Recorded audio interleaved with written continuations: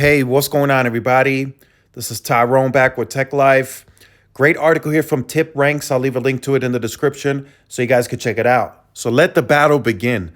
Today, during the earnings call, Verizon unveiled its next round of guidance for broadband and FWA.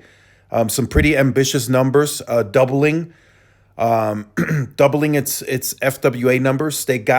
They're now at what 4.2 million, so they hit their 4 to 5 million guidance, and about 15 months early.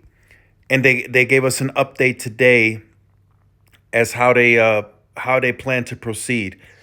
So Verizon has announced a major update to its broadband strategy, aiming to double its fixed wireless subscribers to 8 to 9 million by 2028. T-Mobile is going to come in at about 12 million. And expand its fiber network to 35 to 40 million passings. The company also plans to grow its Fios build and integrate Frontier's fiber into its operations, enhancing broadband access and coverage. These moves reflect Verizon's commitment to providing a comprehensive connectivity experience and strengthening its market position in the broadband industry. So this would total would give Verizon about 100 million homes passed.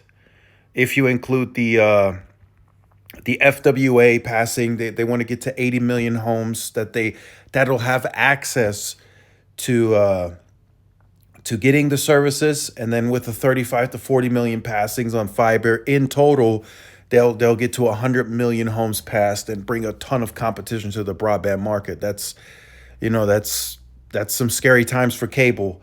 But that's where Verizon plans on getting. And of course, a large part of that is going to come from the Frontier deal. No two ways about it. That's just going to be the case, right? Where it says expand its fiber offering, I mean, that's clearly coming from the Frontier deal. And of course, Fios, they're going to build and integrate, and they're going to further expand the Fios footprint as well. Although today they didn't really grow that much inside the Fios footprint. They did 13,000 last quarter, 26,000. So majority bulk of growth is still coming from FWA. They're anticipating inside this calendar year still to generate $2 billion of revenue from that service, from that FWA service. So that's a big deal for Verizon. Right now, I said it in this morning's video, it's their biggest positive momentum. It's the biggest new growth that they have. It grows bigger than business. It grows bigger than consumer. It's outgrowing anything they have. There's nothing in the company right now, no segment that grows bigger than FWA. So they have to continue to push that service, and that means they have to drive more capacity into the network. Right? They understand that. So in 2025, we will see multi-dwelling units get 1 gig service on the FWA using small cells and FWA, not FWA, but they're going to deploy somewhat DAS systems into these multi-dwelling units where it's feasible and where they have agreements in place.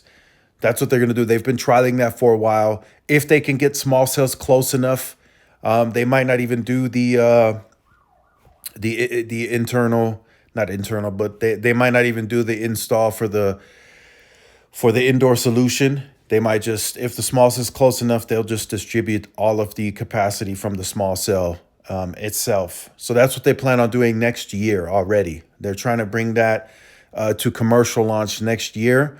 That's going to be very interesting. That's something that Joe Russo discussed on the call. He's in charge of the network.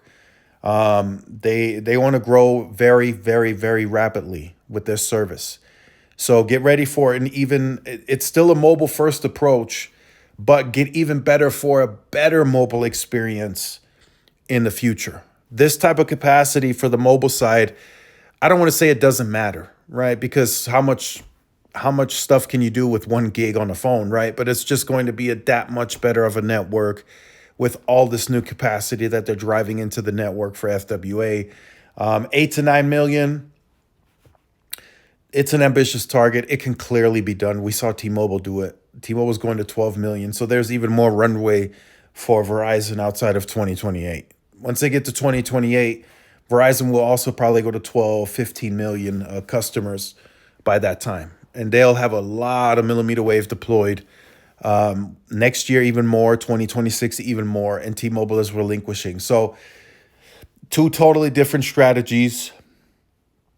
T-Mobile is still pushing the excess capacity model. Verizon is clearly showing us they're not using that model they're using that model to some extent, right, where it makes sense. But for the most part, where they can or where they want, they are deploying infrastructure to support this capacity. They will put a millimeter wave node across the street from a multi-dwelling unit. They will do it if it's allowed and if they can do it, and then they go and sell internet to the units. So it's a very ambitious, interesting plan. We'll see. We'll have to see it unfold. I'm confident that Verizon reaches that number. They hit the first 4 to 5 million today, 15 months ahead. So they have runway to continue to grow, and they have more capacity to fill. So let me know your thoughts in the comments. Like, share, subscribe if you're new. Follow my social media outlets. This is Tyrone with Tech Life, and I'll see y'all in the next one. Peace.